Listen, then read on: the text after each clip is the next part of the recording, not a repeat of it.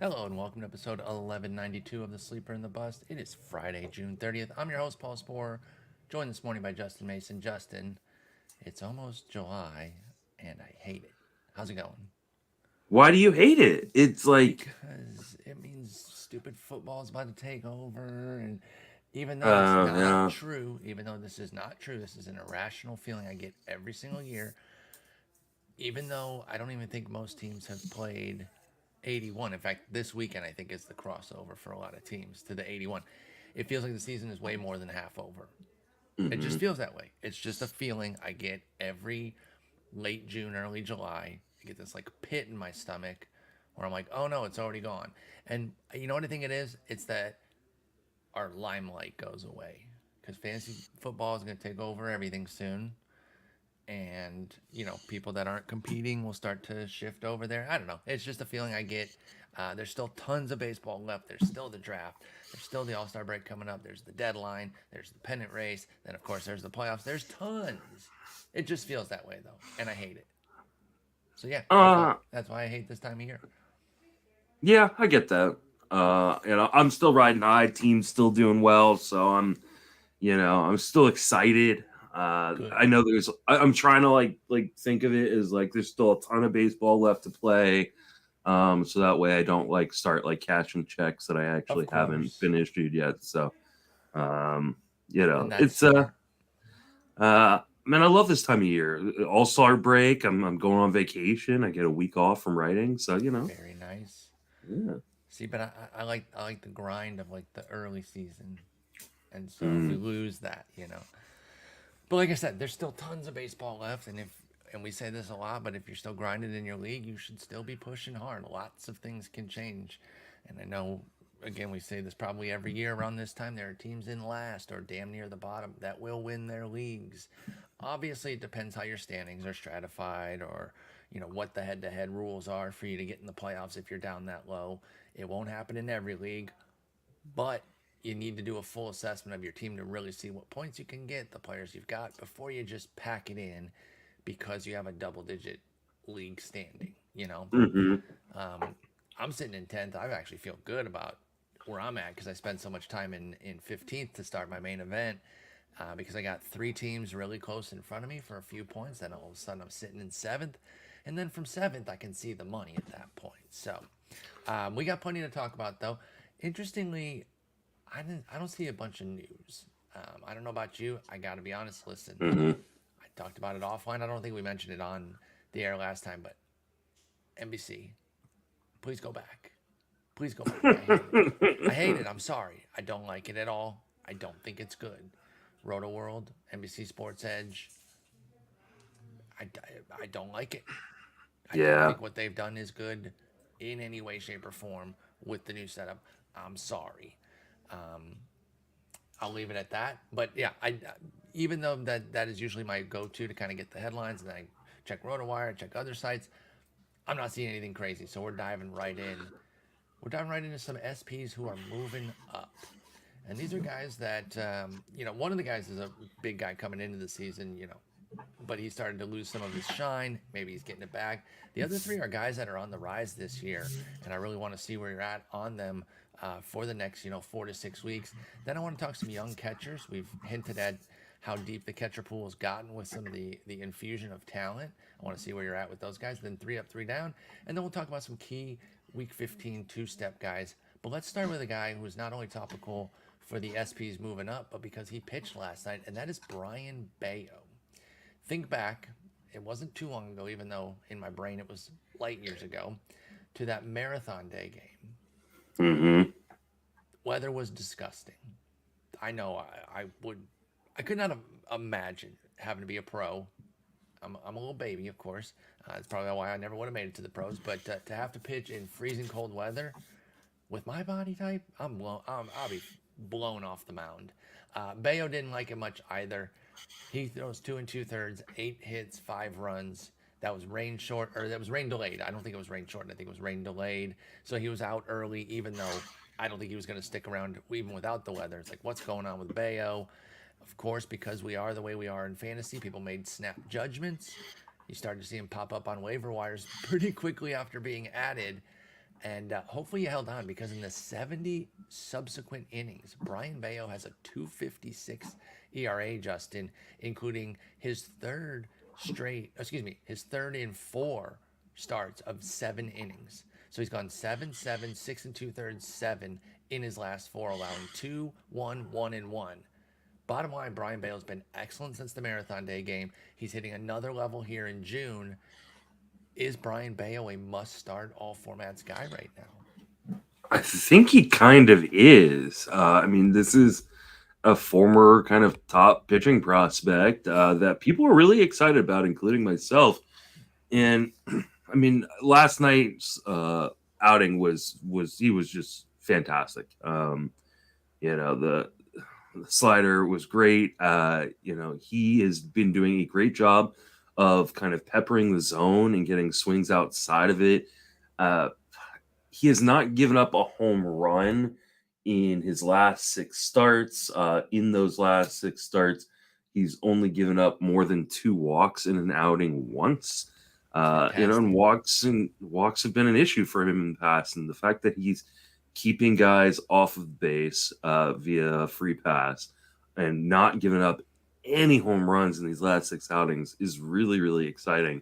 I think he is kind of a must start, and he's still 40% unrostered in Yahoo. Because I mean, I think you're right. I think a lot of people they get kind of blinders on, and they don't want to drop guys, right? Like we've talked about this. That's the tough part. You don't want to drop your Kyle Bradish. You don't want to drop, your JP France. Him on the 2 steps. Yeah, I mean, I think he should be rostered in just about every format. Yeah, and I think you really hit on a key point there, because Bello being 58% rostered at Yahoo. I'm like, what the hell is going on? And it does become kind of that crush of you can only roster so many guys in a 12-teamer. That said, for Bello specifically, I still think that's coming in too light, even acknowledging that phenomenon of it is hard to kind of cut guys, because he's the 44th ranked starting pitcher right now. So even in a 12-teamer, even in a 10-teamer, right? In a 10, you're talking what? We'll call it 6.5 starters per team, just for the average. So then you're talking about 65 starters in lineups plus reserves. That's room for Bello everywhere. So that's a low number. I think people need to go out and get him, and he does happen to have a 2-step next week. Obviously, we're going to be in on it, but I will mention that it is Texas, Oakland, both at home. You get the 1 up, 1 down. You don't love facing Texas, but there isn't a matchup I'm running from with Bello right now. And then, of course, you get Oakland later, hopefully to add to the week, but probably to cancel out maybe a little bit of trouble against Texas, although nobody's getting to him right now. And he's played plenty of good teams in these last 12 starts for Bello. So maybe he has 2 good starts. I don't want to just assume that he's going to struggle against Texas. But if he is a little bit bumpy against them, I wouldn't be that worried about it. This certainly isn't a situation with Brayan Bello where 1 bad start is going to make me turn on him. He would get more grace than that. So even if the Texas start sucks and he has to bounce back against Oakland, don't panic there. Brayan Bello's been excellent. Let's talk about the established guy who's kind of building himself back up. That's Shane Bieber. Now, I've been in on Shane Bieber all year. Really liked him as kind of a cheaper ace. Thought that he was, kind of being overlooked. I understood the concerns from last year with the velo dropping, but there were still some pretty strong results. Well, then this year started, and it's like, okay, I can handle a 25% K rate. That's fine, even though that's down from how good he had been previously with the 30s and even a 41% mark in the COVID season for Bieber. But I don't know about sub 20% K rate and these paltry swinging strike rates that Bieber was putting up.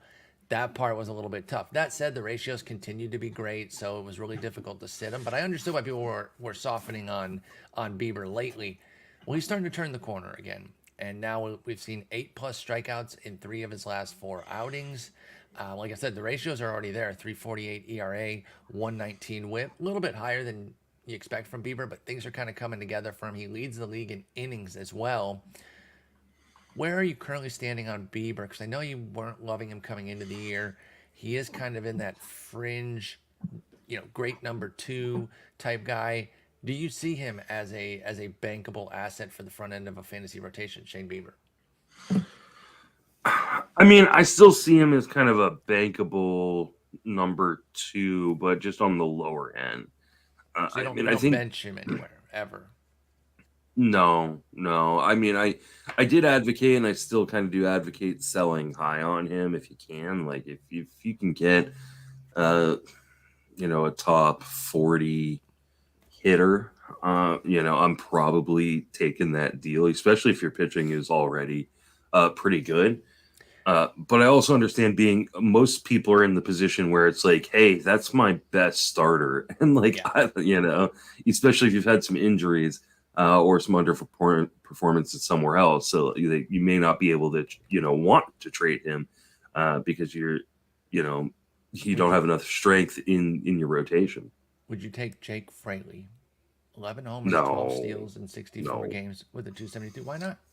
I like Fraley, but like I don't buy him as like a top 40 hitter. That's the way.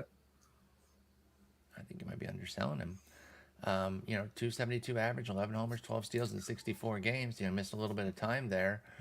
He ranks as I don't have hitters only. I got the full sheet here. It's 73rd amongst all players so far this year. That's with the missed time too. Yeah. So I mean, I think he is kind of up there. Um, Let me see where he ranks. He's the 21st outfielder. That's pretty good. That's in between Soto and Nimmo, or excuse me, Springer and Nimmo. Santander's below him, right around Trout. So I actually think that might not be too bad if you were looking to make a trade. That's two guys I really like there, so that's kind of a can't go wrong type of deal as far as I'm concerned. I do believe in Fraley. I believe he's a power speed guy on a great team in a great lineup. I should say, not a great team, great lineup, great park. I would make that move if I was looking to move Bieber.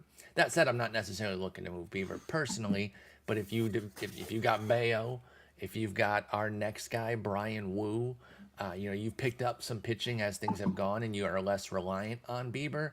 Then yeah, I flip him because I don't think Bayo or Woo or our next guy we're going to talk about, they're not going to bring as much juice in the market. Bieber will. So if I want to get that cornerstone hitter, I think you move Bieber and you keep your Bayos and your Woos. But let's talk about Bryan Woo because he's another guy that if you made the snap judgment based on his first start, you done messed up, Ron, because he got smoked by Texas, and then here he is, just absolutely dominating now. And we talked about him a couple weeks ago in the pickups. Since then, 4 starts without allowing more than 2 earned in any of them. 5 total earned runs in the 4 starts with 28 Ks and 20 and 2/3. Now he's basically a 5 and dive. It's been 4 and 2/3, 5 and 2/3, 5 and a third, 5. So added up, it's almost exactly 5 and dive. But with results like this, it's hard to be that upset about it. Where do you stand with Bryan Woo right now as a reliable fantasy arm? Is he a must form in all formats, must roster guy? Maybe not a must start. Where do you stand on Bryan Woo?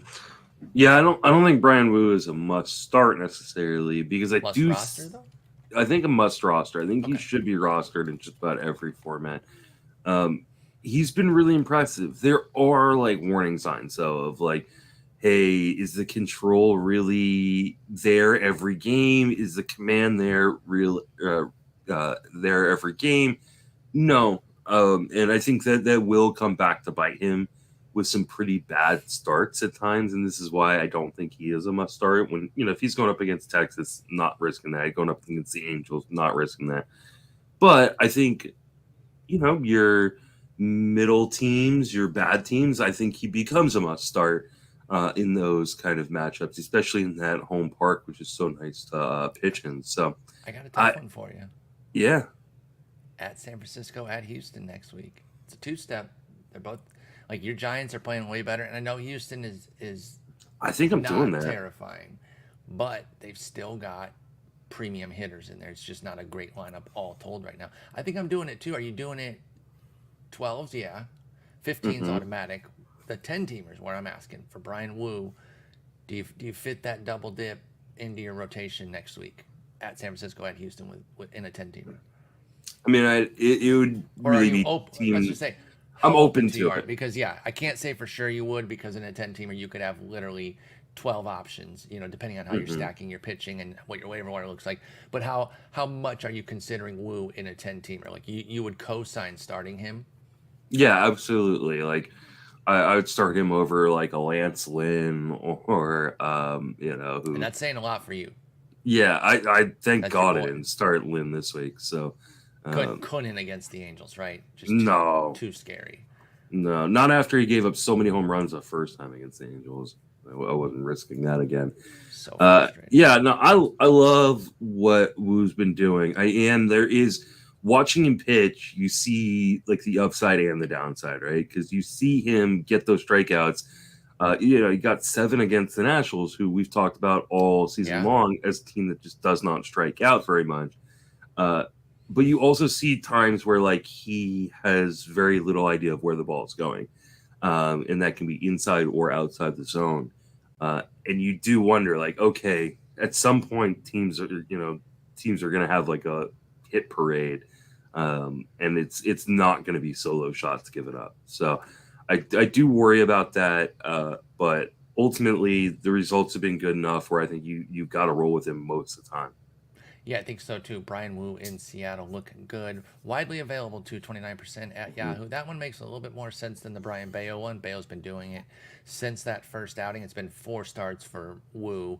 I don't think he's just like, holy crap, how do you not roster him in a shallow or mixed league? But you should be considering him. And then our last guy is Dane Dunning, and it is admittedly going to be difficult to talk him up too hard for deeper leagues, but every time I write this guy up, every 5th day in the SP chart, I'm like, listen, folks, I know the skills are not sexy. I know it's a 10% strikeout minus walk.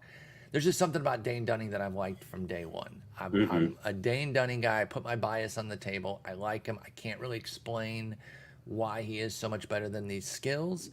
I'm not sure that it's 100%, it's not set it and forget it or anything, even in a 15-teamer for Dane Dunning. But I love what he's able to do, man, and he's cooking right now, especially with this team support. Even if you push his ratios back up, which 269 ERA, 110 WHIP, those aren't going to hold all year. But even if you're talking like high threes with like a 120 WHIP, the support for the team could still keep the wins coming. They're cooking right now. He's 7-1 with that 269 ERA, 110 WHIP, 51 Ks in 80 innings though for Dane Dunning is probably the tough part. That said, 10 Ks last time out. Leave it to the Tigers to get your strikeout rate going. He had, let's see, that's 8, 9. He had 9 combined strikeouts in his 4 starts in June prior to that. So he more than doubled his strikeout total in 1 start against the Tigers. So strikeouts are just not part of Dane Dunning's game, but success is, and he hasn't allowed more than 4 in any start this year. I'm buying in deeps, 15 plus. I'm buying in 12s. I'm more fringy still, team streamer, maybe even standard streamer in 10s. But where do you currently stand with Dane Dunning? Are you getting there in 12s? Is he appealing at all in 10s? I mean, here's the thing, like, I know regression is coming, right? Like, but maybe the regression is not going to be as bad as I think a lot of us in the industry have made it out to be. Like, he's done a really, really good job of not allowing a ton of home runs. He's given up 5 on the year, but 3 came in 1 game. Yeah. He's only had 2 starts the entire season with more than 2 walks in it. So he's peppering the zone, getting weak contact, making guys roll over on things, not giving away free bases. Yeah, I do think that like he's getting lucky and the numbers all bear that out. But I mean, guys like Merrill Kelly and Miles Mikolas have made a career on this profile and always beat their projected stats, right? Mm-hmm. They've always beat their SIERA. They've always beat their xERAs. And I think this is just a failure of projection systems to kind of completely value these guys properly.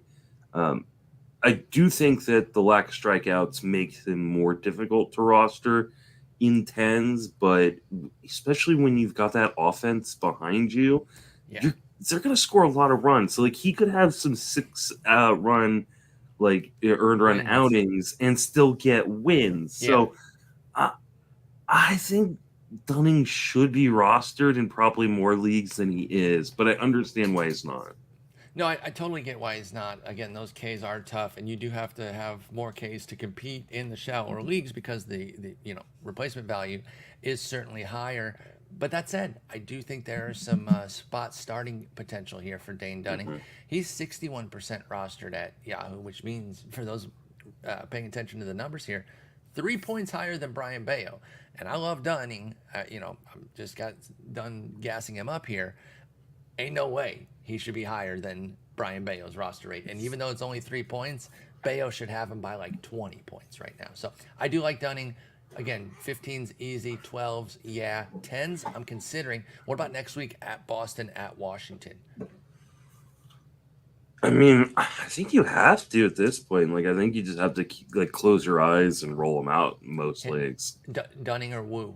Again, Woo. reminder on Woo, it's at San Fran, at Houston. Me too. Yeah. The K upside is richer. But, yeah, I agree. But you can look at Dunning, and I think you could look at Dunning as a spot start next week in a 10 if you're looking for something, and you're not going to be too far. You're not going to be making a terrible decision, I don't think. So I really like Dane Dunning. We'll see how long the numbers continue to hold for him because he's been really, really interesting. Let's talk some catchers. We've talked about these guys, some of these guys recently because there was a big flurry of them that kind of came up all at once, and we're seeing some rookie catchers play pretty well this year, which is interesting. I'm usually out on rookie catchers. They're not usually a great investment.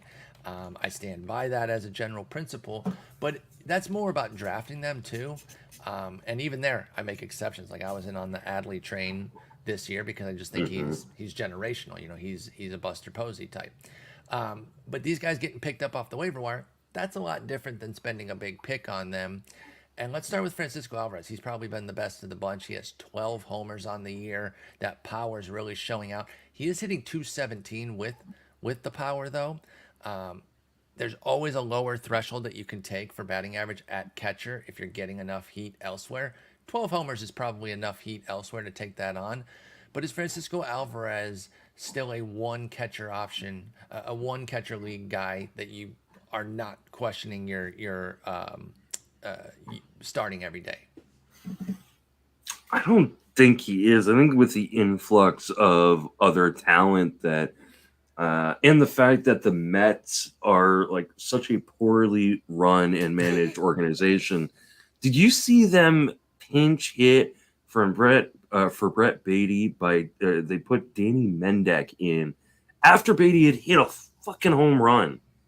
Like, what's going on there, man? Listen, I think I said the same thing last year, so maybe I'll just stop pushing back on it. But like, I kind of laugh at the Mets are going to Mets. Stop, it gets tired, but it happens every year. It is right. Mets are going to Mets. I had to put like LOL Mets in my article this morning. Yeah, the old LOL Mets and Mets gonna Mets are like classics that, again, sometimes I'm like, okay, I got it. But no, it's valid every year. It's valid. It's unbelievable. But with Alvarez, he is, tied for the third most homers at catcher behind Perez, Murphy, and tied with Will Smith. But that 217 average, I mean, that's really tough to go for. And I think some of these guys that we're going to talk about here that are available in one catcher leagues might be better options. And I wonder if people are kind of overholding Alvarez in one catcher formats. Yeah, because I mean, here's the thing. One of the things that was really attractive about Alvarez when he was coming up was the idea that, hey, I don't think he's necessarily going to catch. Like, he's going to play at DH, especially on the days he's not catching.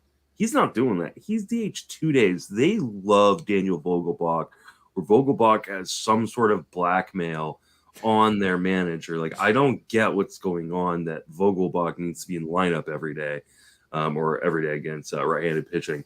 I don't know. Like, I think at this point, like, there are other options in like 10-team and 12-team one catcher leagues that you should be exploring. Unless you really need power, because I mean, I think he's probably the best power guy. At least of these five that we're going to talk about. But this next guy, kind of a good transition from what you said about non-catching catcher. You know how much we go crazy for those. Your Dalton Varshos, your Evan Gattises from back in the day. Non-catching catchers can be so valuable. Again, to reiterate, is because They don't get the nicks and bruises of catching. In fact, you can get way more than nicks and bruises. You can get some serious injuries back there, and you don't need as many off days. And so that leads us to Henry Davis out in Pittsburgh, who is catcher eligible everywhere, but my dude does not catch. He's playing right field every dang day, and that's fantastic for the fantasy folks. Now, it's going to be a bummer that he might not qualify at catcher next year, or I don't know, ever again. Like, is this something that they're just like done catching him? But for this year, for the here and now, let's focus on the present.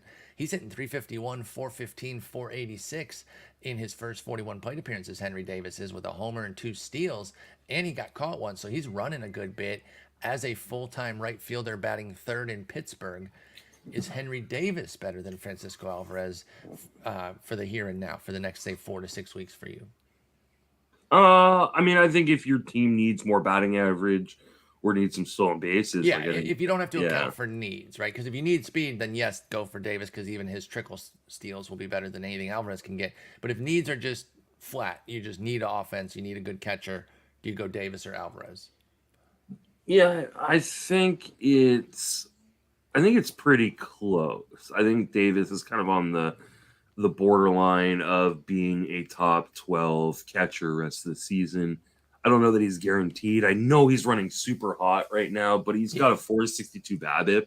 Like the batting average is coming down to like the 250, 260 area, which is still pretty darn good for a catcher. Yeah. And there is some pop. He's going to play every day. There's definitely some speed. There is maybe a little question about how that pop's going to play in that ballpark, especially if he's going to have like a 50+% ground ball rate. Mm-hmm. So I think this is a really good sell high point for Henry Davis, especially in dynasty leagues where maybe you're not competing, and that's why you had Davis to begin with, because you're kind of in a rebuild. Now's the time to sell Henry Davis in dynasty, because he is not going to be catcher eligible next year. That really will lower his value. And you can probably get, considering how he started and the fact he's catcher eligible, you probably get a lot from a contender. Yeah, if somebody competing needs a catcher, particularly in a 2-catcher format, you could trade Henry Davis, sell this guy who's not catching, who's playing every day in the outfield. But I agree, you do want to get out from Davis in the future here in the keepers and dynasty, because again, it might be next year that he's just done. Like, he hasn't caught once. This isn't like he's playing right field regularly while catching. All outfield and DH for Henry Davis. Mm-hmm. And so, again, that's great in the here and now. Stinks as far as him being catcher eligible for the future. I agree with you. I still probably lean toward Alvarez, but it's closer than I would have thought it was, before Henry Davis got called up. Remember, before Henry Davis got called up, we were all targeting Endy Rodriguez as the Pittsburgh catcher prospect of note. And so everyone's like, oh, how did Henry Davis leapfrog him? Well, because he's not playing catcher. And I think that's really how it happened, is because they're happy with what they've got behind the dish in Jason DeLay and Austin Hedges. And so they didn't need an actual catcher, and that's why Endy Rodriguez got leapfrogged. Although he himself can play outside of catcher, he also isn't doing much at AAA, by the way. Endy Rodriguez, he has an 85 WRC plus. Yeah. A guy we have talked about a couple times, but I want to hit on again because he just keeps collecting hits, is Yainer Diaz. My guy, dude. Love this guy. And staying on the theme of non-catching catchers, our guy Yainer Diaz became a focus player because when Jordan Alvarez got hurt, that opened up the DH spot for Diaz to get more burn, and it has really helped him become damn near an everyday player. Now, he does still get sprinkles of catching, unlike Henry Davis, but DH keeps him in the lineup consistently, and now we're looking at 7 homers, a 275, 287, 500 slash line. Don't love the 287 OBP. Obviously, that's terrible. 2% walk rate will do that, but everything else is looking really strong here for Yainer Diaz. How does he rate with the Alvarez and Davises of the world here, Yainer Diaz in Houston? I mean, I think he's above them. I do worry that at some point Jordan Alvarez is going to be coming back, and where are they going to put Diaz? Like, somewhere. If he's hitting like this, somewhere. Yeah, I think they're going to have to figure something out, because his bat has been too darn good for him to. What's Alvarez's timetable? I know I saw him doing field work. So So Yeah, hit off a tee, took soft toss on Wednesday, which was Wednesday of this week. No exact timetable. Mid-July seems like a reasonable target if he avoids setbacks. So, after the break.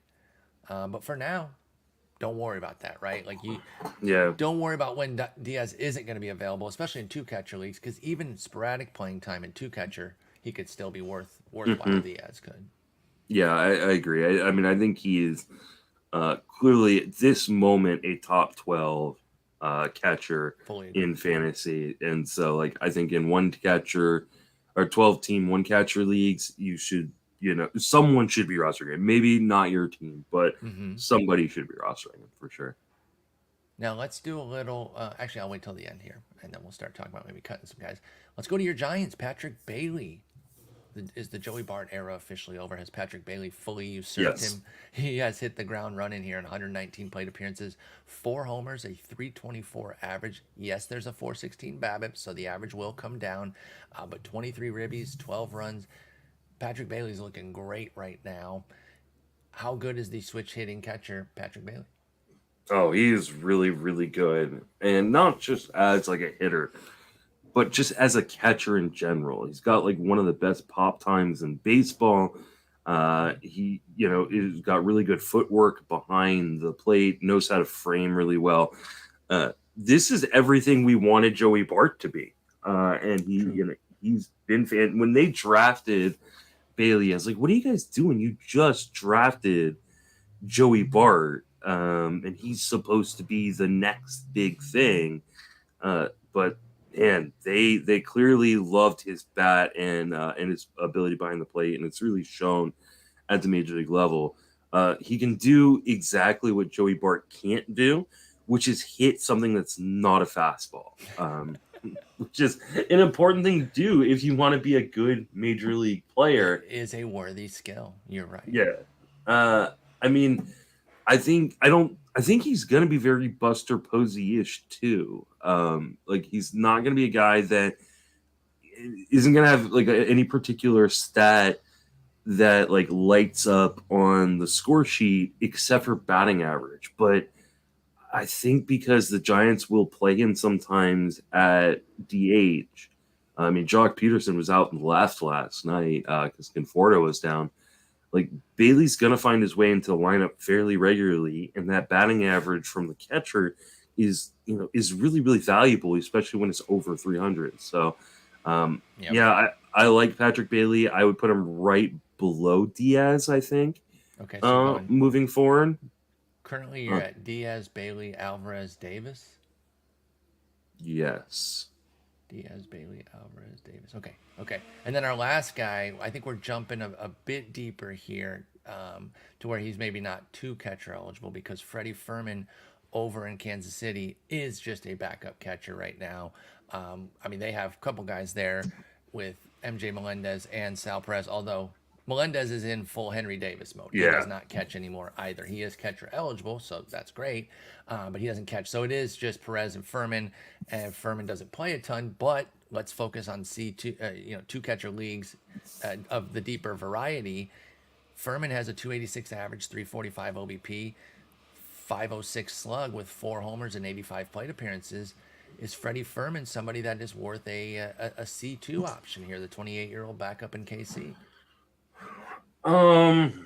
Yeah, I mean, I guess he could be worth a backup option. And the hard part is when Sal Perez is healthy, Sal Perez is going to catch, and I know they've been using Perez as the DH, a little bit more, trying to protect him in his advanced age, but they're going to go to Sal as often as they can behind the plate. So How old do you think Sal Perez is, by the way? Just real quick. He's probably like 31. He's 33. I don't disagree with your assessment. I felt the same. I didn't bat an eye when you said that, but then I looked and I was like, he's only 33. Yeah. But he's put a lot of mileage on him. So yeah. It's an old 33 as a catcher usually means out of the league. So the fact that he's doing what he's doing is it's kind of it's an interesting thing. It's like for me, I feel like catchers can either flame out early or last forever and nothing in between. right? Like if you hit a certain threshold, Yeah. you get to like your Je- 7th season, Jeff you're Mathis playing, is still yeah, playing you're somewhere. playing Yeah. 20 years. If you can't get through your first 4 or 5 seasons back there, then you're out of the. There's no scientific evidence to this. I'm just saying that's what it feels like to me. But I agree with you on Perez. He feels much older than he I is. bet He's you. not that ancient. I bet you if we ran the numbers on that, I think you'd be right actually, because like you've got your like Caratinis, your Gomes, your Jeff Mathises of the world, because once you prove you can be usable behind the plate, or good, not usable, but good behind the plate Yes. defensively, Martin Maldonado. there's always going to be a team that wants like a defense. Stallings, right? Austin Hedges, like these guys, like because they're so good behind the plate, the teams don't care that they can't hit. You don't have to do a damn thing. Yeah. Austin Hedges about to hit a 10-year career with a 56 OPS plus, and nobody's saying a damn thing negative about it.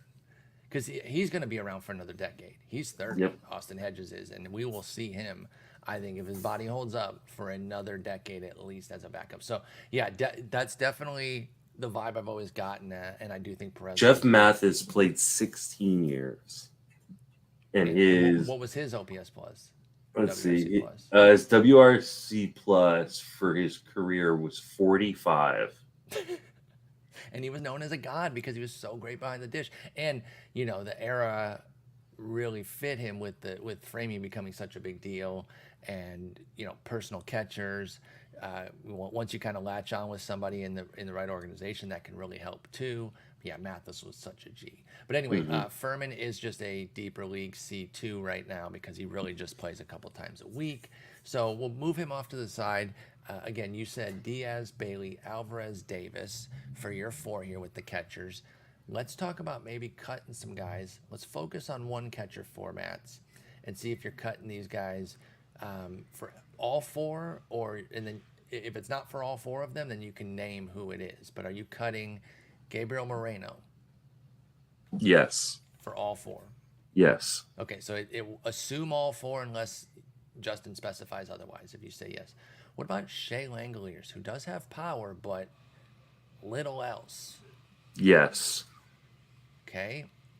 This one pains me, and I will point out that he is the 10th ranked catcher, but that might speak to how bad the established catchers have been with these new guys coming in. But my boy Tyler Stevenson is sitting there at 10. You cutting him for any of these guys in a one catcher format? Yes. All of them, yeah. That breaks my heart. I don't necessarily think the hard it just the hard part the hard part with Stevenson is like one of the main attractions to him this draft season was the fact that he could DH and play first. Those days are over now because the talent and there's more coming. Like him playing regularly outside of catching is not going to happen. And so like even if he does get hot, like it's going to be playing 4 days a week. And the power hasn't been there either. And I really thought he'd take a power step. And we still haven't seen it. We have seen at least more homers from this guy. I don't know if it's been a power step. Keibert Ruiz, yeah, it has been a little bit of a power jump up to a 146 ISO from 109 last year. He does have 9 homers. But what about him? Keibert Ruiz with Washington. You cutting him for the 4 guys? I am not cutting him for anybody on this list. For any of them? I wrote an article maybe a month ago or something like that talking about you'd be buying low on him. He is just an elite hitter. Okay. And average then. I'm getting 236 on the average right now. Yeah, he's been getting unlucky all season long, but it's coming. Yeah, he's been getting super unlucky all season long. I mean, he's got elite contact ability for anybody, not just for a catcher, for anybody. And now he's starting to get the ball out of the yard a little bit. I think he's going to be one of those guys that people look at the end of the year and go, oh, shit, there was a breakout and we didn't even see it. It could be hidden if Keibert Ruiz has a huge second half because he has an 88 OPS plus right now. Yeah. And it might be obscured by the fact that he's just put up like a half season of in Washington where where he's already kind of hidden. Yeah, that's a good point. Okay, that's fair. I'm definitely not running to cut Bieber based on. I didn't realize his BABIP was in the tank because that's the thing Yeah. I look at first. I'm like, well, let me see some batting average and behind the dish with the added pop right now. That'd be great. Could be a nice second half for Ruiz. So good call out there. But yeah, there's catchers out there. Don't just stick with the status quo because it's rare that there's catching talent aplenty out there. This is a unique type of season. I don't think you just have to sit there and take what you drafted. One last guy because it hasn't been great for him. He's been fine, but it's been kind of a downward drop of OPS every month for Cal Raleigh. He started at 801, then to 724, then to 594. So the bottom line, 11 homers with a 226 average and a sub 300 OBP. What about Cal Raleigh versus the four pack of Alvarez, Davis, Diaz, Bailey? Um, I think I am probably not dropping Raleigh for most of these guys unless I need the thing that those guys do better than him. So if I need Like batting Davis's average, I need speed, stolen bases, yeah, then I would. Diaz's batting average. I wouldn't drop Alvarez. I wouldn't pick You up wouldn't drop him Alvarez. for Alvarez, yeah. Yeah, I wouldn't pick up Alvarez for him. No, that's a And 1-to-1, and in terms of what they do, and give me the guy who has more experience. and just a better lineup around him. I know Seattle hasn't played Which like feels it. crazy to Yeah, say because but the Mets suck so bad. yeah, so You're right. I wouldn't pick up Furman for him, but I can understand picking up Bailey. If you need batting average, picking up Bailey, or if you need stolen bases, picking up Henry Davis. I might Like go Diaz too. I might for the short one catcher for the short because I'm probably streaming that's catcher at fair. that point anyway. But yeah, it's not a must. It's more of a decision with Raleigh. You can let your Yeah. team kind of dictate that. So just again, be aware that there's catchers out there. This is a very rare condition that we're in to see so many catchers available. Don't just hold the random guys that you took thinking like I just got to ride it out with these guys. There might be options out there for you. Let's do a little 3 up, 3 down. Go ahead. Before we Yes. move on, can I just like talk about like the amazingness of Jeff Mathis' career just a little bit Yes, longer? absolutely. You know what? By the way, I'm glad you're doing this because you guys know I work over at Out of the Park Baseball, and we do content sets for our Perfect Team game. And I did one with Foolish Baseball, a YouTube content creator. His name's Mhm. Bailey. Awesome guy. He's a big Jeff Mathis guy, and one of the cards we created was a souped up Jeff Mathis with like the sickest catcher defense ever. So I'm glad Jeff Mathis getting some shine here these last 2 weeks in the baseball world because we did that last week with Bailey, and so we put a lot of people on to how great Jeff Mathis was. So why don't you talk to us a bit about his insane career? 16-year career, right? He never had a season in which his OBP got to 300. His highest OBP was in his first 5 seasons. He had a 288 on base percentage. Oh my God, 288 was his high. Was his high, and it was in 2009. He retired in 2021. Like That's wild. the insanity of this career. His batting average. He's a career 194 hitter with 3,015 plate appearances. He only had one season in which he hit over 218. Didn't need to, baby, because he was dominant behind the dish. 3.7 WAR accumulated, according to our WAR, which takes framing into account. 4 WAR spread out over 16 years is not great, admittedly, but it is positive WAR despite that offense. So that tells you just how good the defense was for Jeff Mathis. I'm When they surprised. make robo-umps, like it's going to eliminate a lot of Jeff Mathis types. Yes. And I'm still for it. But Me too. there should be a Jeff Mathis award. Like there should be, there should be an award for like the crappiest catcher in baseball that just played every day because his defense was so good. It's Austin Hedges right now. Yeah, absolutely. It's got to be Hedges is the guy to carry the mantle. Now, when we go to robo-umps, and I say when, not if. Yeah, it's going to happen, yeah. Will the Jeff Mathis type become a similar terrible hitting version, but just with a rocket arm? since you'll still Maybe need arm, especially with Steele's going the young. So Gary maybe Sanchez so type exactly, guy. or Yeah. Gary Sanchez at his worst, like when he's Yeah. hitting, Hmm. But yeah, from that standpoint, don't worry about framing. But you have a huge arm. That player might become back in vogue, and become the new Jeff Mathis type. But we'll see when When robo umps come through.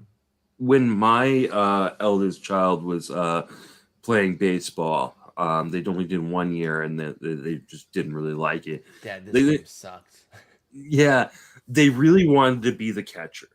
And so like one game, they got all the equipment on, got behind the plate, put their glove up, and closed their eyes, and then just got pelted over it. Oh, and I mean, it's 8, 9-year-olds playing baseball. Like those innings take forever. Forever. Like, and they just get pelted over, and like in the mask, in the chest, in the arm, and just like stood there, or crouched there like a statue. Came over to me and like, Dad, I don't like catcher.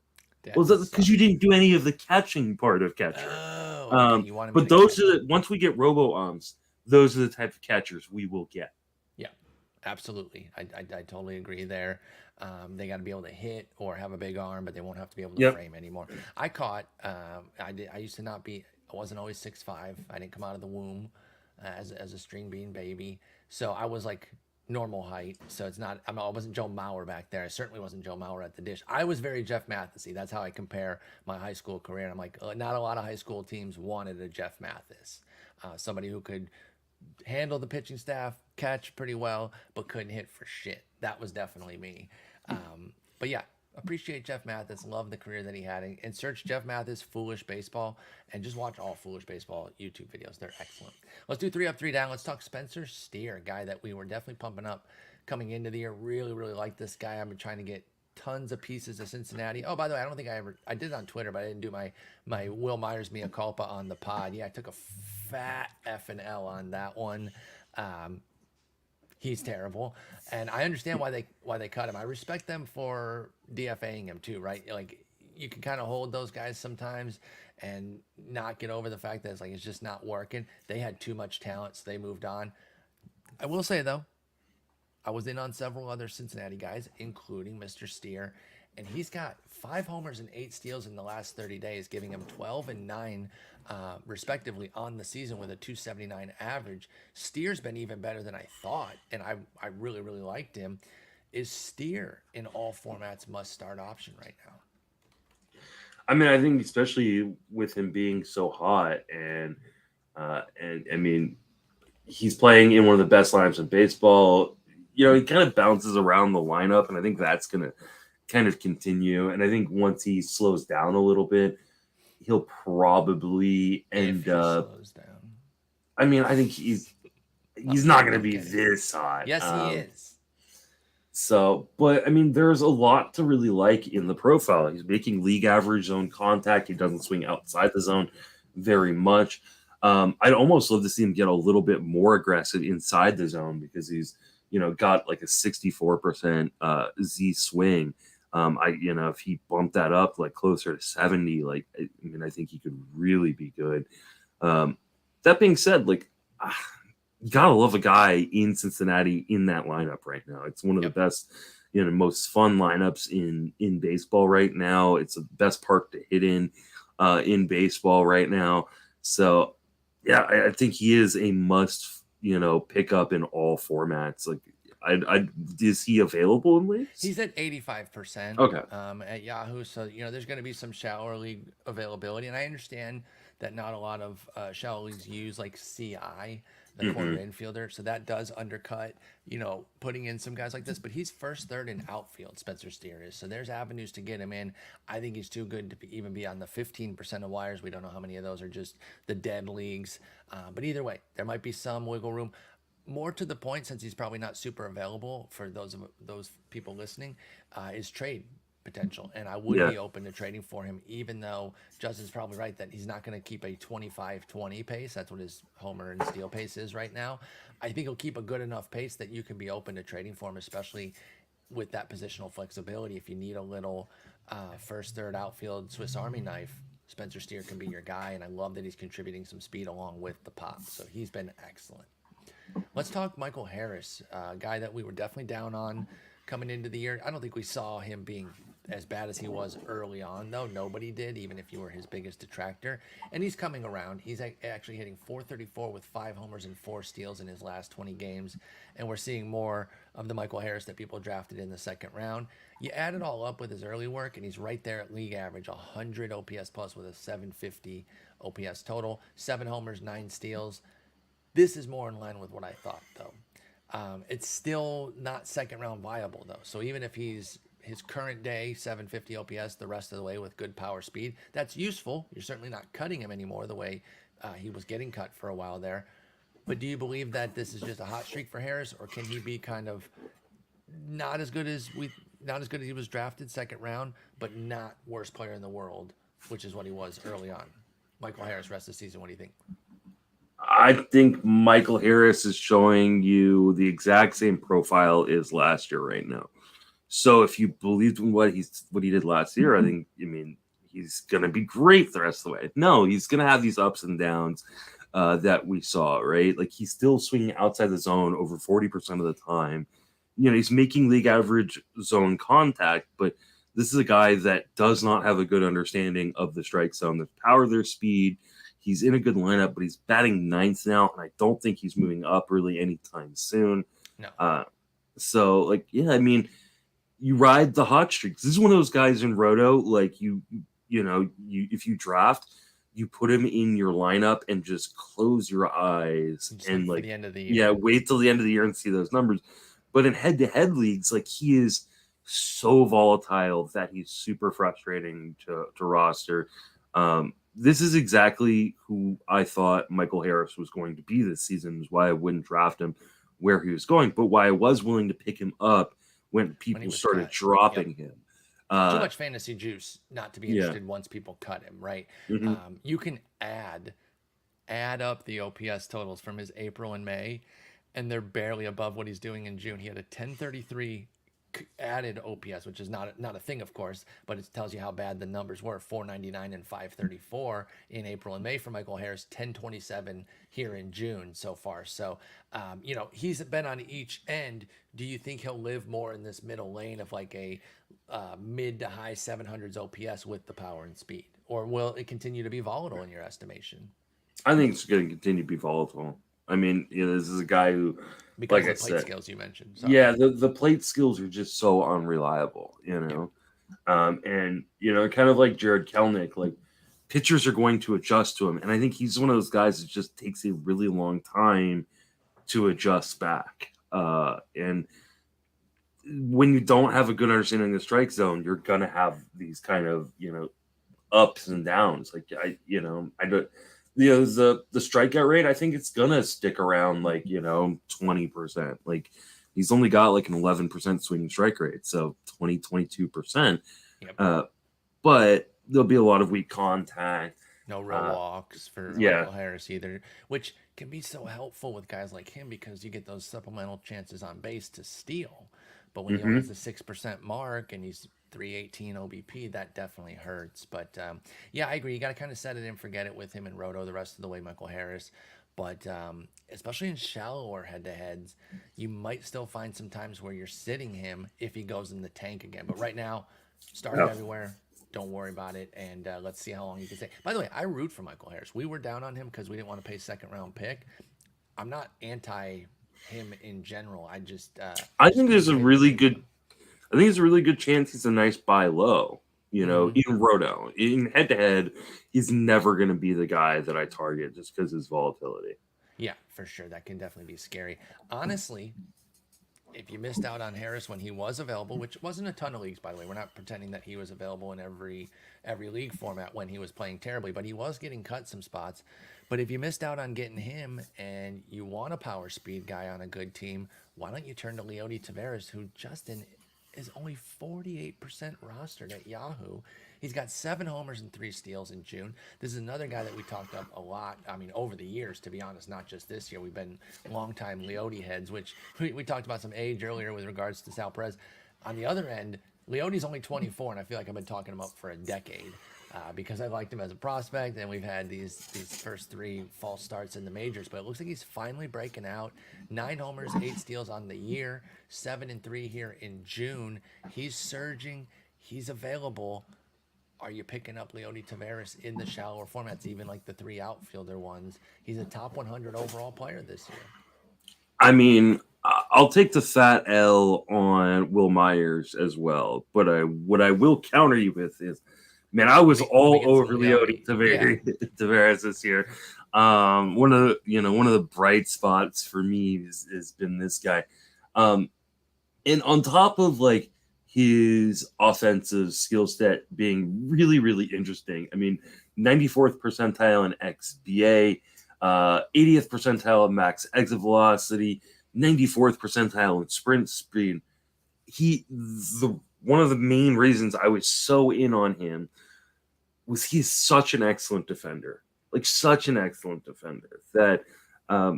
he's going to play every day, even when he struggles. Mm-hmm. It's almost very Michael Harris-ish, right? Like one of the reasons Michael Harris gets to continue to play, I mean, the contract helps too, but True. Is because Harris is a really, really good defender. And so they're going to go, well, maybe we'll get the bottom line because you're struggling, but you're going to get to play. And Taveras is kind of the same way in that regard. But the difference with Taveras is like the plate skills are really, really good, right? Like he swings outside of the zone less than 30% of the time. He's making 87% zone contact. Swing strike rate is at 10%. A lot of what he is doing is legitimate. Will there be some regression? I think there's going to be, but I don't think it's going to be huge. Like, I don't think he's falling off the map and turning back into the Leody Taveras of old. I think this is a version of what Leody Taveras is going to be moving forward. And I love it. I absolutely love it.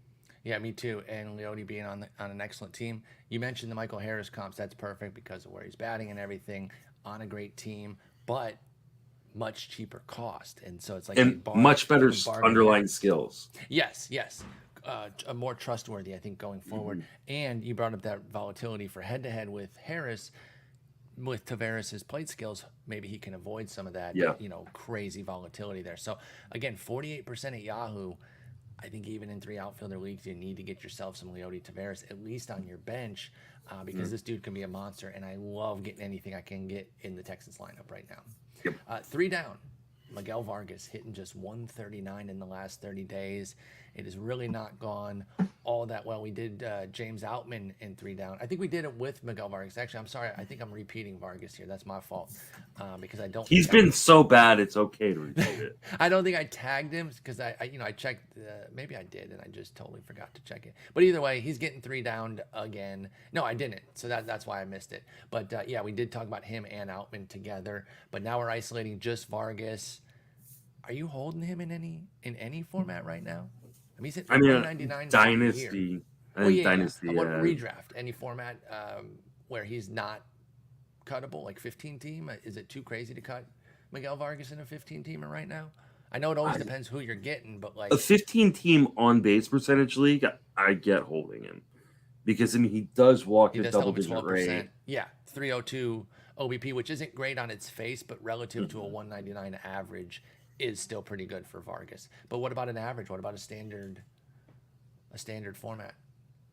No, I don't think he's gonna be good. Like I think he's gonna be better than this, and I think he's going to be a pretty good real life player. Mm-hmm. But the power's just not there. Like it's. And I just, is it going to be like? I don't think so. I think maybe we missed on him. Good zone contact, doesn't swing outside the zone, swing strike rate is 8%. Like these are really, really good contact numbers, but I think he is one of those guys that is kind of a fence scraper type of power guy. And, I think even though he puts the ball in the air a decent amount, like a lot of it is like stop it at the warning track. And so like this is a bummer. This is a big miss for me. Well, here's the thing, too. You say we might be wrong on him, and we might, but in the short term, right? Are you fully out on Vargas, like going forward? Yeah.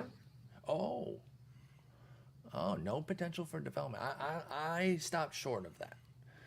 I don't want to. I don't want to say that Vargas can't get better. I mean, it's just too early. But I hear you on the fence scraping power. He does have 7 homers, but you're talking about 3 for 5 on the bases, so he's not giving supplemental value there really, which is something that we did kind of expect because he's had double-digit steals coming up through the minors. Miguel Vargas has, and if the average isn't there, which it was really supposed to be average with some speed and power, like just kind of a do everything and get on base, be on the Dodgers, so he can score runs and ribbies too. I do Go ahead. think like he's going. Like I said, I think he's going to be a good MLB player. I don't like the hit tool is legitimately way better than this. I think the batting average is not going to be a problem, but like Okay. he was a top 10 prospect in fantasy, and I think in baseball for the most part. Mm-hmm. And I think like his career trajectory is like Ty France. That's a That's fair comment. not what you expected to see from Miguel Vargas. So like Was he I'm not gassed up sure. because he's a Dodger? No, I just think it's some. I mean, I think we're going to have fewer of these misses as we start to see, more and more Statcast data coming out True. of, the minor league parks. But I Sure. just, I think I think people looked at the body, kind of the frame, and went, "Power's developing at some point. Like there's Yeah. going to be something here," and it just never did. And I think we kind of ignored the fact that it never did.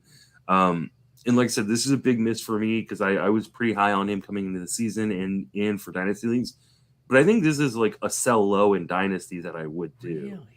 Wow. Um, Again, we diverge here. I'm not that out on Vargas yet. I'm not ready to even punish you and say like you're so wrong either. I still think I think there's still some hope here. He's 23, right? We're still talking about a career 333 MLB plate appearances with the 50 he had last year.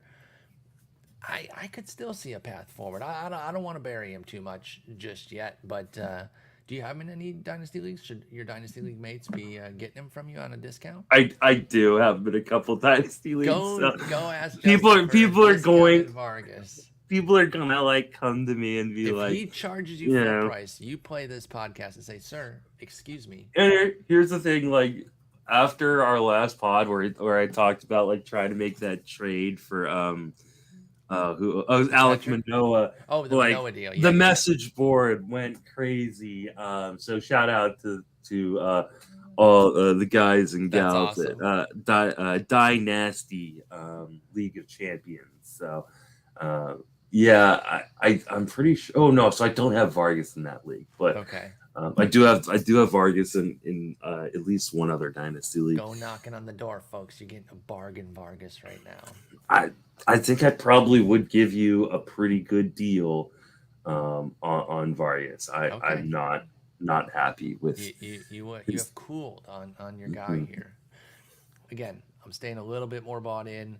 I do think there are some cuts this year in redrafts. The one thing I will say, I did mention, would you cut him in 15s, Miguel Vargas?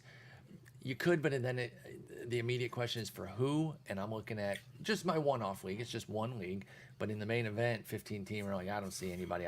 You taking Joey Wendell? Triple No, eligible. He is hitting well lately. I'm just saying. Nick Madrigal, no, Samad Taylor, no, Elvis Andrus. no. So you're holding Miguel Vargas in a 15 teamer. Yeah. I'll do some first base because he is first base, second base eligible. But again, Ryan O'Hearn, Mhm. It's close. I Jake think if you Bowers, need the power, Jake Bowers.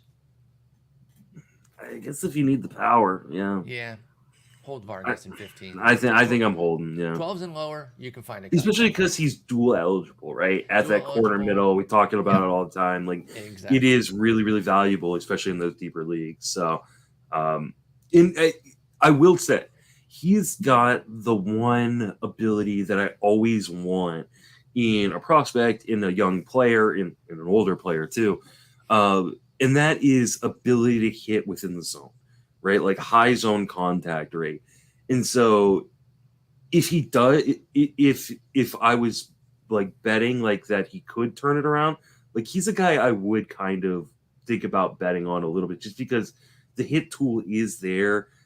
I do feel like there's never going to be enough Stay a power. little bit more bought in. I'm trying to protect you from yourself here. Don't quit your guy too hard here. No, I'm hedging only a little bit just because these are the types of guys I typically want to bet on, and maybe this is like I was so bought in that I'm now like screw you kind of like You're bummed. mentality. Yeah, and that's what I'm trying to prevent you yeah. from. Was it throw the baby out with the bathwater type of deal? Yeah. It's 283 plate appearances this year. It's still not enough to go too crazy to the negative. Continuing 3 down, Brent Rooker. I mean, we all saw this coming, right? This was the easiest call in the universe, but he has 4 homers and a 193 average since May 1st. The bottom line, though, is still a 796 OPS and 13 homers, and I wonder if that anchoring effect from the hot April is keeping him more rostered than he should be. Is there any format where you're holding Brent Rooker at this point? No. And any mixed league format, I should say. No. He's 79% rostered in the main. Yeah, he shouldn't be. Should that be closer to like his start percentage, which is 36%? Yeah. I mean, here's the thing. In April, he hit 381 versus right-handed pitching. In May, he's hit 160, and in June, he's hit 200. He's been a This is who Brent Rooker is. This like, is Brent Rooker. Yeah. Again, this was an easy call. I'm not even flexing. Yeah. Okay, like nobody struggled to make this call. But again, I got a lot of questions about like why aren't you higher on Brent Rooker? Brent Rooker is a god. Like, no, this was like a BABIP infused hot streak, getting a lot of playing time because the A's had nobody else, and like now he sucks. So he doesn't even play every day either anymore. Yeah, that's because you can't hit 180 versus right-handed pitching. The vast majority of pitchers, which are right-handers. No, I agree. And like I said, the reason I brought him up, not to point out like, oh, cut him, duh, but the anchoring effect of a hot April and what that can do and misguide you if you're looking at composite numbers, because you're like, oh, Brent Rooker's still doing fine, dude. 796, 13 homers. Okay, I'll leave him in. Nope. Move on. The toughest part is if you didn't even get a lot of the hotness in April. So you picked him up and you've only collected the shit from him. That's always a bummer. This guy is looking too much like Brent Rooker, Giancarlo Stanton, with his 3 homers and 149 average since returning from the IL. Is he still a redraft mixed league hold? I mean, I think he is, but maybe that's 20 games, by the way, just real quick, in June that he's been back for, just to give the sample. Maybe not in 10s, and some 12s. Like, if you don't need power, I understand dropping him. But the hard part is most people need power. Like, power is so hard to find right now, which is so weird just how quickly our game changes, 1 year to the next. But you need more though too, right? Like when power's up, you need more to compete. So that's why it can be tough. Stanton, I think, is still an easy hold in deeper mixers, by the way, like 15-teamer, just because of what he can do, and still pretty fringe, worthy of some holds in 12s. But I think in 10s, you can really move away from Stanton because I think in 12s, on the wire. Unless you're like power starved, I think in 12s you probably should. Here's the thing: the reason I think all of us or so many of us missed on Will Myers is the same reason why so many of us missed on Giancarlo Stanton. And I think most people were more concerned about his health, right? He's had a really difficult time staying healthy, but he has not had a zone contact above 80%. And remember, 85% is around league average since 2018. Wow, and we're talking about Jesus. He has pretty much never had, his highest zone contact is 83%, and that was in 2012. Now back then, that was around league average. Okay. And so with his prodigious power, like that made a lot of sense. Like that, okay, hey, you're getting league average contact from a guy with prodigious power. But now we're talking about a guy 78% this year, 74.7% last year, 79.7% in 2021. Like, this is a guy that can't hit a baseball anymore. Is that a problem? Yeah, that's a huge problem, especially when he's also not staying on the field. So, yeah, like, you don't even get extended hot streaks because he doesn't get extended time on the field. I think Stan is dropped. I think you should drop him in a 12-team league unless you are, like, really starved for power. I think that's totally fair. He's 77% rostered at Yahoo. That feels way too high. Like, again, team needs might drive this, but Leody Taveras should be higher than Giancarlo Stanton for me in terms of roster rate. So yeah, that's 3 up, 3 down. Let's move over to some Week 15 2-start guys that are of interest to me that might be worth picking up, and depending on the particular format. So let's start with JP France. Put up another solid start yesterday. I'm having trouble getting a full read on this guy. I do the SP chart, so I kind of check in on him every 5 days, and I'm like, hey, another quality outing, another good start. This was 7 scoreless at St. Louis. We know St. Louis isn't anything to write home about, but just another solid, strong outing out of JP France. He has a 3.13 ERA, 1.21 WHIP. Only 44 Ks in 60 innings and 20 walks with that. So the skills aren't off the charts, but he keeps getting it done.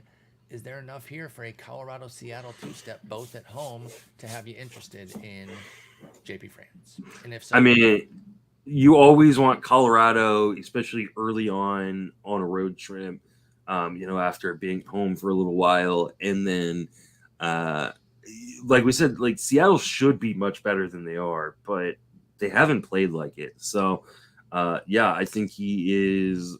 I mean, he's not a must start necessarily, but like, I think he is right below a must start. It's like a should start. And I'll be writing him up today for my 2-star article, and he will definitely be high up on that list.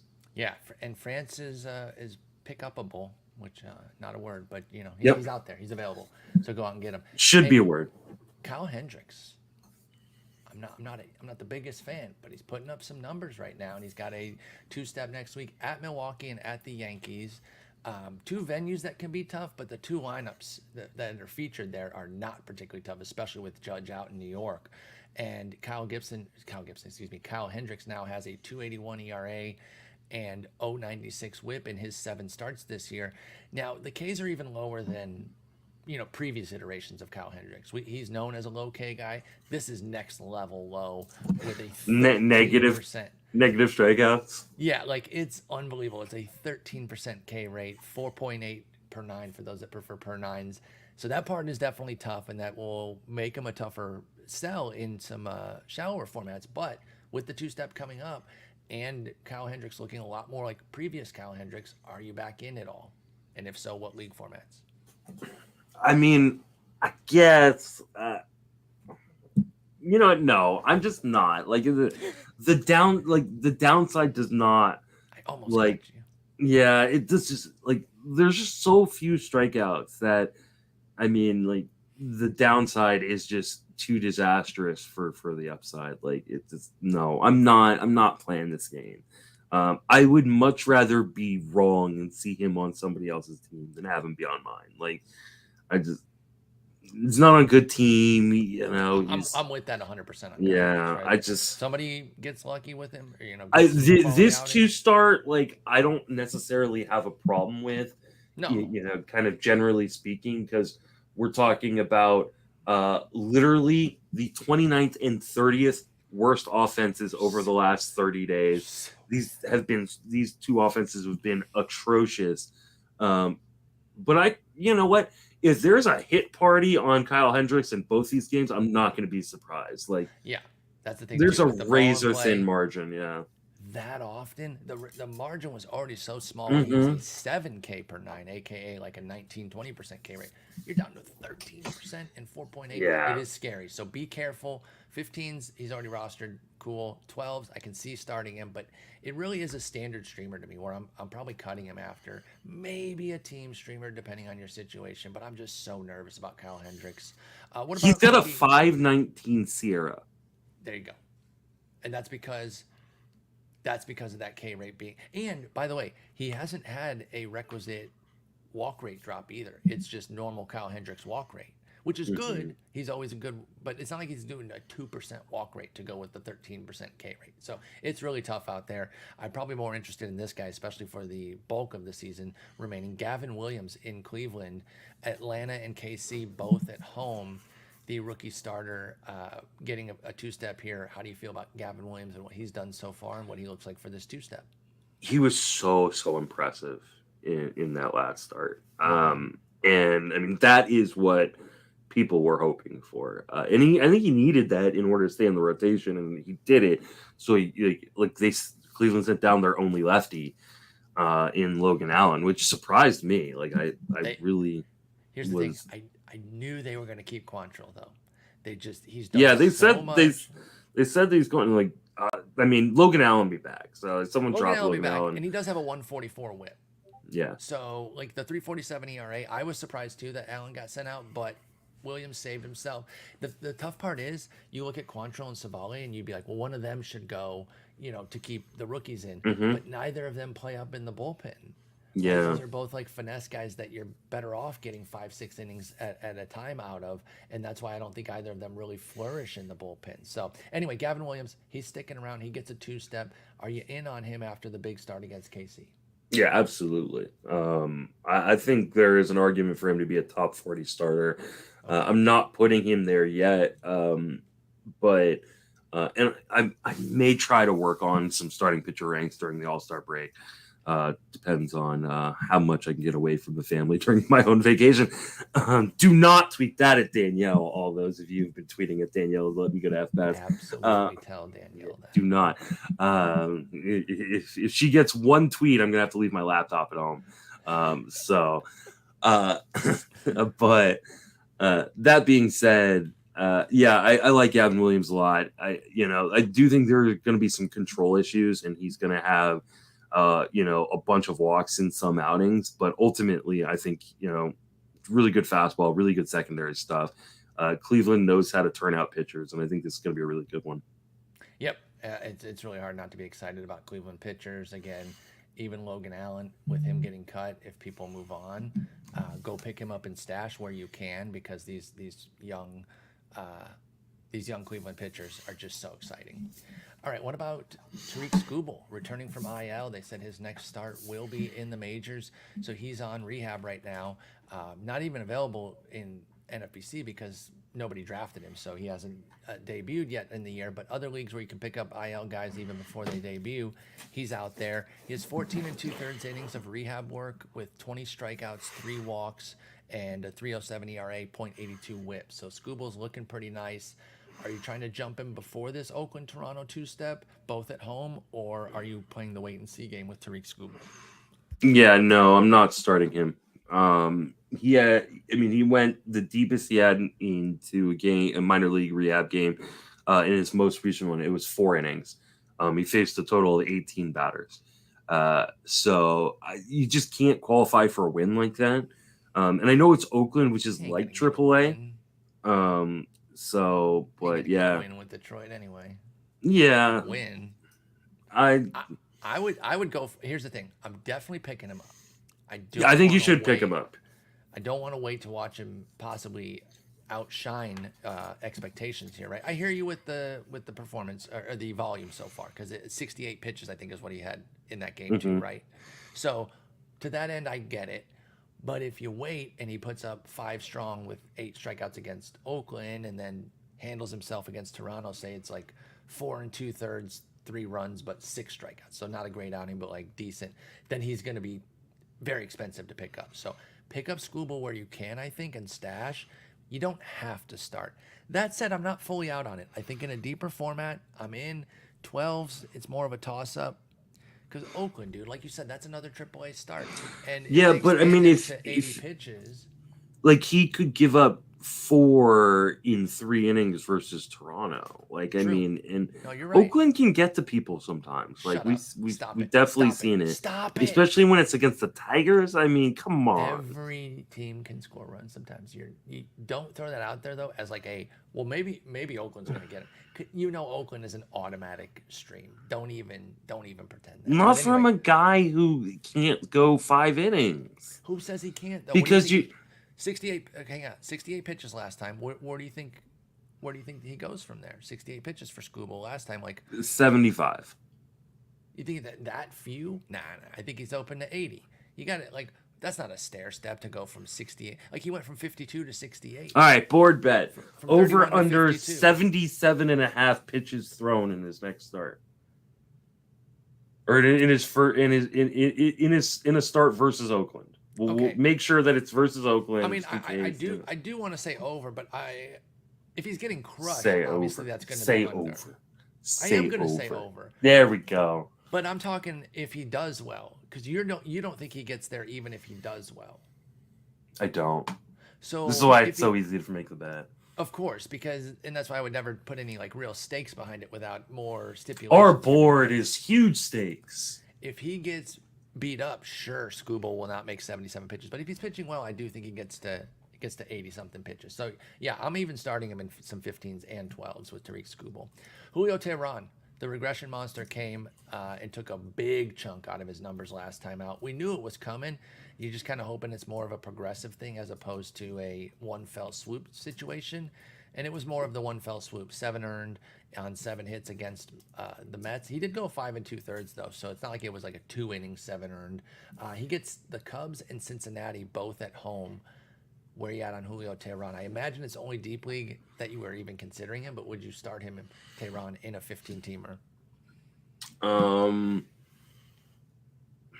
that Cincinnati start is just kind of scaring the crap out of me. There, isn't it? And it's not like, like, oh, Cincinnati went to Baltimore, but Baltimore protects you. It's still Milwaukee. Like, yep. It's a little scary. I think 15s you're probably rolling with it. I think 12s are very iffy, and I think 10s are a no. Okay, say that again. I'm sorry. In a 15-team league, I think you're probably rolling with it. Okay. In a 12, I think it is very iffy. I think it really depends on your options, and I think at 10, that's a no. No go. Got it. Okay, cool. I think that's all totally fair with regards to Julio Teheran, just because he can really sting you. Right, if it goes wrong, it's really, really rough too. And a lot of times with 2 steps, when you're making these decisions, you're trying to avoid the flame out just as much as you are trying to get good outings. You don't want an 8 earned run bomb on your face. Last one is Clark Schmidt, Baltimore and Chicago, the Cubs, both at home. He's been pitching better lately too. I think with regards to the anchoring effect I talked about earlier with Luke, who was that? With Brent Rooker. There's some opposite of that going with Clark Schmidt, where he was bad early on, and that might be weighing down his numbers. He has a 4.37 ERA, 142 WHIP on the year.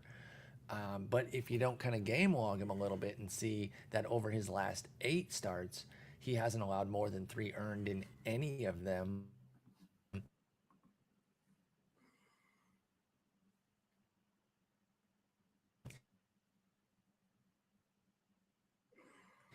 With some decent numbers.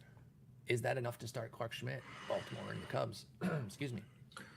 Yeah, I mean, if you look at these last 8 starts, he's been really, really good. The walks have been down. The last start was his only start in which he's walked more than 2 batters. He's only allowed 3 home runs, and 2 of them was, multi-homer, or one of them was a multi-homer game. I really like what Clark Schmidt's been doing. I think there will be inconsistencies. He's a young pitcher, but I think this is the guy people were drafting like way too high at the end of draft season. Did something happen in spring that really turned people on? Like, did he have a big spring out? I remember his stock like kind of was an overnight riser. Well, Montas got hurt. That's right. And so then it cleared the path for him. And there's always been like this, hard on in the industry for Clark Schmidt. Like it's a pretty interesting pitcher, I think. He is a very interesting pitcher, but not not as interesting not interesting enough to supplant anybody in that rotation until this year, where the rotation has been completely decimated with Rodon going down in spring training, Montas going down, like, and now it's like, oh, now he has to be in the rotation. He's now we can like see this, this love for him kind of, blossom. And it was ugly early on, and I picked him up in a few leagues after he got dropped, and I've been very happy with him. I think he will continue to be very good. I do, like I said, think there will be inconsistencies because, sometimes he struggles with command, sometimes he struggles with control. He can get away with things like he has in a couple starts when it's one or the other, but there's going to be games where he loses both, and all of a sudden, he walks 3 guys and gives up 2 home runs. 6 and you're hits, like, oh, yeah, there's my 6 run, 3 2/3 inning outing. Any concern about Clark Schmidt's strikeouts being down? Because that was actually one of the aspects of his game that was going all right early on when the ratios were in the tank. But now here in June, when he's surging with the 3.04 ERA in 5 starts, he only has 14 Ks and 26 2/3. Do you think that's a blip?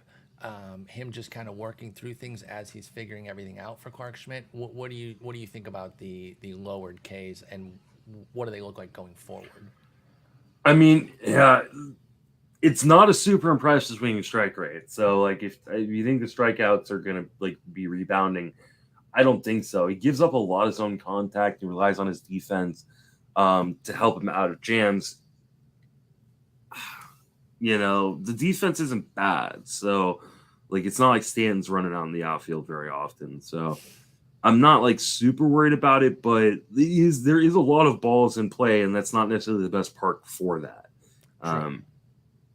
So yeah, I mean, maybe he's not technically the guy people were looking for because we thought we were going to get more strikeouts. So I think that's a good point, and maybe that makes him less viable in a 10. But like I think he should be rostered in most 12s, if not all of them.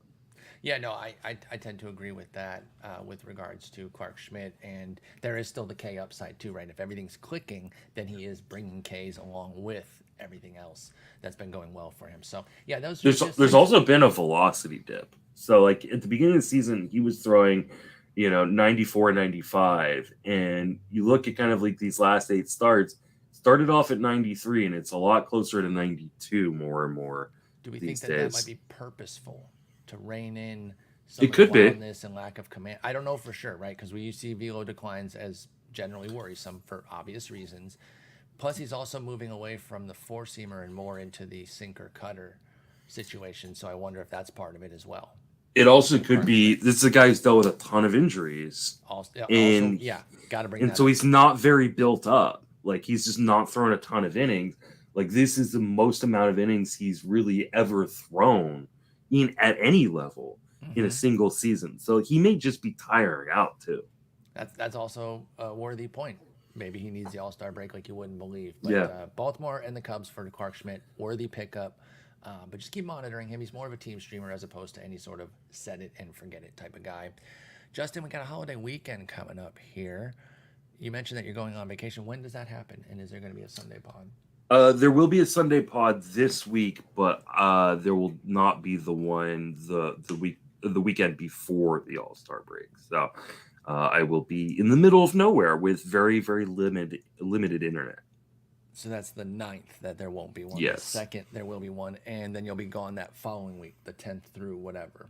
Yeah, I'll come back the following weekend. So we should have one the 16th, but not 100% sure on that. It really depend on how I'm feeling. And I'll have to figure things out for the pod that week during the All-Star break, and I will either find some guests or you'll just have to hear me talk to myself, which some of y'all like, some of y'all hate, and I respect that. Anyway, Justin, great talking with you. I hope you have a wonderful weekend, and I will talk to you on Monday. Take it easy.